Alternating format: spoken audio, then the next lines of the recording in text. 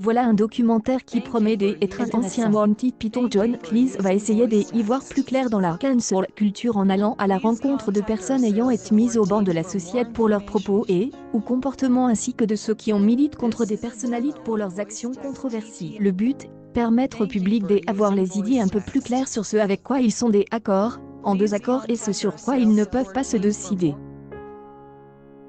John Cleese à lui-même est annulé, ou plus exactement un épisode de Fawlty Towers qui contenait des injures racistes avait été enlevé de la plateforme de streaming de la BBC avant d'y être réintégré avec un avertissement sur les propos d'incompréhension pour l'acteur et scénariste. Si vous mettez des paroles insensibles dans la bouche de quelqu'un dont vous voulez vous moquer, vous ne diffusez pas ses idées, vous vous moquez de cette personne. Si les gens sont trop stupides pour comprendre ça, que voulez-vous que je vous dise ?